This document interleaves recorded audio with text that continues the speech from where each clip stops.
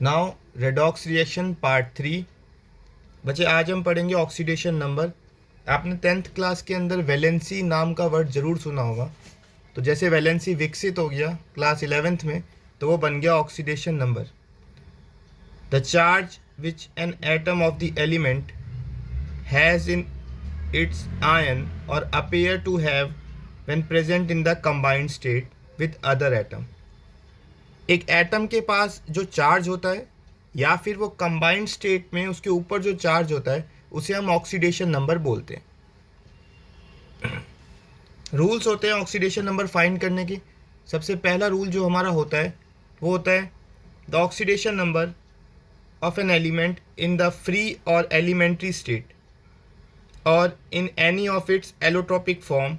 Allotropes आपको पता होंगे, जैसे कार्बन के होते हैं, graphite, diamond, buckminster fullerene, is always zero. ऐसी स्पीशीज जैसे O2, O3, P4, S8, helium, iron, H2, इन सब का ऑक्सीडेशन स्टेट क्या होगा? हमेशा ज़ीरो होगा। या तो ये फ्री स्टेट में होंगे, एलिमेंट्री स्टेट में होंगे, या किसी एलोट्रॉपिक फॉर्म में होंगे, तो इनके ऑक्सीडेशन नंबर क्या होते हैं? Zero. Next, the oxidation number of an element in a single मतलब mono atomic element ion is the same as the charge on ion. Potassium +1 तो इसका ऑक्सीडेशन स्टेट या number +1, Ca+2 oxidation number +2, aluminium +3 oxidation number +3, SO4 2 negative, overall charge है 2 negative तो oxidation number -2। यहाँ पे हम sulphur या ऑक्सीजन किसी पर्टिकुलर की बात नहीं कर रहे, overall charge. PO4 3 negative -3, chlorine -1। ये ओवरऑल ऑक्सीडेशन स्टेट था बच्चे। नेक्स्ट है in binary compounds of metal and non metals the oxidation number of metal is always positive while the non metal is negative. Metals का oxidation number हमेशा positive होगा और chlorine या फिर non metal का ऑक्सीडेशन स्टेट हमेशा negative होगा। Next rule number 4, in compound formed by the combination of non-metallic atom, the atom which with higher electronegativity is given as negative oxidation number। HCl ज़्यादा electronegative कौन है? Chlorine, तो उसको हम negative charge देंगे। NH3 ज़्यादा electronegative कौन है? नाइट्रोजन, तो -3। NCl3, अब नाइट्रोजन भी है क्लोरीन भी है, ज़्यादा इलेक्ट्रोनेगेटिव कौन है? क्लोरीन, तो उसके ऊपर -1, नाइट्रोजन के ऊपर +3। ये कन्फ्यूजन नहीं होनी चाहिए कि यहाँ नाइट्रोजन -3 यहाँ +3, ऐसा क्यों? बच्चे जब हम यहाँ पे नाइट्रोजन का ऑक्सीडेशन स्टेट निकालेंगे तो हाइड्रोजन का +1 होता है तो यहाँ -3 आएगा, और जब हम यहाँ निकालेंगे तो क्लोरीन का -1 होता है तो यहाँ पे +3 आएगा। Next, in all compounds of hydrogen the oxidation number of hydrogen is +1। Hydrogen का ज़्यादातर कंपाउंड्स में ऑक्सीडेशन स्टेट +1 होता है, except in hydrides of metal. जब वो मेटल के साथ हाइड्राइड बनाता है, मतलब metal plus hydrogen gives metal hydride, such as lithium hydride, sodium hydride, calcium hydride, potassium hydride, magnesium hydride etcetera, where hydrogen has the oxidation number -1। इन hydrides के अंदर ऑक्सीडेशन नंबर क्या होता है? -1। The oxidation number of oxygen is -2। बच्चे ये important है, 6th point बहुत इंपॉर्टेंट है। Oxidation number of oxygen is -2। पर ऑक्साइड, जब ऑक्सीजन डायरेक्टली ऑक्सीजन के साथ लिंक्ड हो, oxygen atom directly linked with each other, तब हम उस कंडीशन को कहते हैं पर ऑक्साइड। H2O2, Na2O2, इस केस में ऑक्सीजन का ऑक्सीडेशन नंबर होता है, oxidation number -1। Super oxides KO2, RbO2, इस केस के अंदर ऑक्सीजन का ऑक्सीडेशन नंबर होता है -1/2। Oxygen is bonded to fluorine जब वो फ्लोरीन के साथ बॉन्ड करता है तो +2, O2F2 का केस में +1।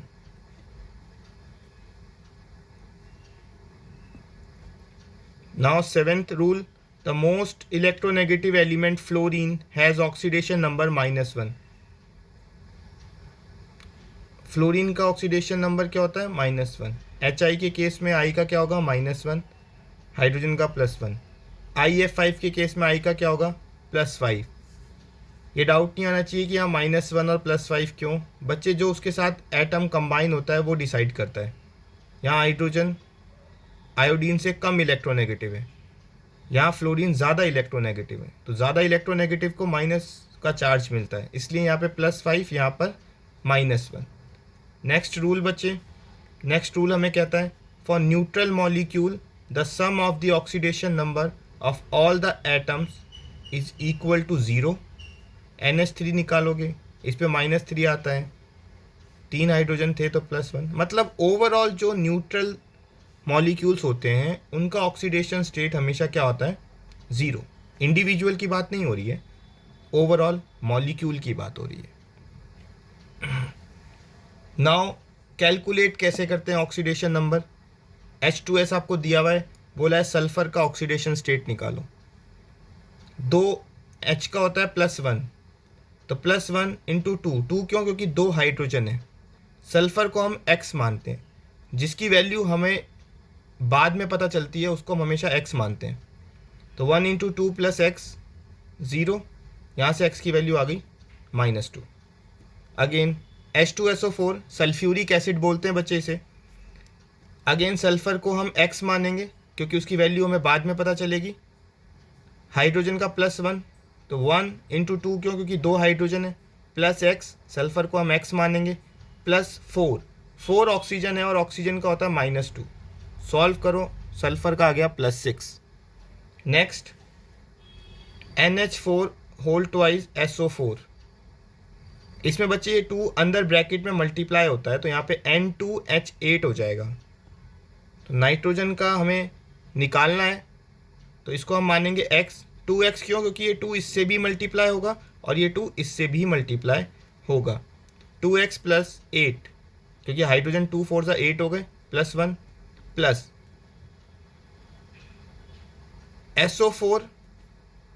SO4 का ओवरऑल क्या होता है? -2 इक्वल टू 0। सॉल्व करा, X की वैल्यू कितनी आई? -3। नाउ कुछ एक्सेप्शंस हैं, इन एक्सेप्शंस को ध्यान से देखना। पहला है कैरोज एसिड H2SO5 सल्फ्यूरिक होता है, H2SO4 कैरो एसिड्स होता है, H2SO5 स्ट्रक्चर ये रहा, HO sulphur double bond O OOH। यहाँ पे OO आपस में ऑक्सीजन से ही लिंक्ड है तो ये परऑक्साइड का केस हो गया, याद करो। इसका होगा -1 इसका -2 +1 +1। सॉल्व करोगे 2 × -1, देखो ये परऑक्साइड वाले थे 2 तो -1 +2 × +1, 1 हाइड्रोजन 2 हाइड्रोजन, +1 होता है 2 है तो इसलिए 2 से मल्टीप्लाई, प्लस सल्फर का निकालना है तो X मानेंगे, +3 1 2 3 हाइड्रोजन के पास है -2, सॉल्व करोगे +6 आएगा। नेक्स्ट है FeS2 आयरन पायराइट बोलते हैं इसे, इसका स्ट्रक्चर ऐसा होता है। अब परऑक्साइड केस ऑक्सीजन में है तो सल्फर में भी होता है, सेम ग्रुप के एलिमेंट से सल्फर आपस में लिंक्ड है तो इस केस में भी -1 और Fe के ऊपर क्या आ जाएगा? +2। थर्ड है CrO5 इसे हम क्रोमियम 6 परऑक्साइड बोलते हैं। बच्चे 6 क्या है? ये रोमन नंबर कहाँ से आया? जो क्रोमियम का ऑक्सीडेशन नंबर होता है वो रोमन नंबर बन जाता है। इसमें आप कैलकुलेट करो, इस ऑक्सीजन का -1, इसका भी -1, इसका भी -1, तो 4 तो हो गए -1 वाले। ये O बचा, इसका होगा -2, जिसकी वैल्यू बाद में पता चलती है उसे हम क्या बोलते हैं? X। ये रही X की वैल्यू क्या आई? +6। ये हमारे कुछ एक्सेप्शंस थे। अब आपके सामने कुछ क्वेश्चंस है। Calculate oxidation number of carbon in the following compounds. आपको कार्बन का ऑक्सीडेशन नंबर निकालना है इन सब में। कैसे निकालोगे? CO2 का निकालते हैं, कार्बन का निकालना तो इसे x मानो, प्लस O2 है तो 2 और ऑक्सीजन का होता है -2। ओवरऑल चार्ज 0 है। यहाँ से x की वैल्यू कितनी आ गई?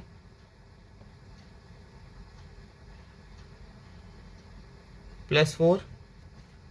ऐसे ही आपको सारे कार्बन के ऑक्सीडेशन स्टेट निकालने हैं। नाउ नेक्स्ट टॉपिक है redox reaction in terms of oxidation number. Oxidation number की टर्म्स में हम रेडॉक्स रिएक्शन को कैसे डील करते हैं? बच्चे, ऑक्सीडेशन होता है chemical change in which there is an increase in oxidation number. याद रखना, increase in oxidation number oxidation होता है। रिडक्शन अपोजिट हो जाएगा, decrease in the oxidation number. कैसे? यहाँ Cl2 0 था क्योंकि ये एक मॉलिक्यूल की फॉर्म में है, यहाँ पे Cl नेगेटिव हुआ तो हुआ क्या? 0 से -1। 0 से -1 मतलब डिक्रीज हुआ ऑक्सीडेशन नंबर, तो रिडक्शन। यहाँ ब्रोमीन -1 से 0 चला गया तो इंक्रीज हुआ ऑक्सीडेशन नंबर, तो ऑक्सीडेशन। ऑक्सीडाइजिंग एजेंट क्या होते हैं? Substance whose oxidation number decrease, जिसका ऑक्सीडेशन नंबर डिक्रीज होता है। तो यहाँ इस रिएक्शन में ऑक्सीडाइजिंग एजेंट कौन होगा? Cl2। और reducing agent Br negative. Substance whose oxidation number increase. कुछ और एग्जांपल्स देखते हैं। Cu2O, यहाँ से कॉपर का ऑक्सीडेशन स्टेट निकालोगे, +1 आया। यहाँ कॉपर एटम फॉर्म में था तो 0, Cu2S, यहाँ भी +1। SO2 में सल्फर का आया +4। अब यहाँ सल्फर -2 से +4 गया तो क्या हुआ? Increase oxidation. यहाँ +1 से 0 गया तो रिडक्शन। अब इसका रिडक्शन हुआ है तो ये ऑक्सीडाइजिंग एजेंट होगा और ये क्या होगा? Reducing agent. Next reaction, I2 + H2S gives HI + sulphur. अब यहाँ 0 है, यहाँ -2 है, -2 से 0 और 0 से -1। तो देखो, जब ऑक्सीडेशन नंबर 0 से -1 गया, 0 से -1 का मतलब क्या हुआ? डिक्रीज हुआ। तो यहाँ पे क्या होगा? रिडक्शन होगा। यहाँ पे क्या होगा? रिडक्शन होगा। तो I2 से -1 रिडक्शन हुआ और H2S -2 से 0 गया, इंक्रीज हुआ। तो ये क्या हुआ? ऑक्सीडेशन। तो ऑक्सीडेशन रिडक्शन क्लियर हो गया। अब रिडक्शन हो रहा है I2 का, तो ये हमारा क्या होगा? Oxidising agent.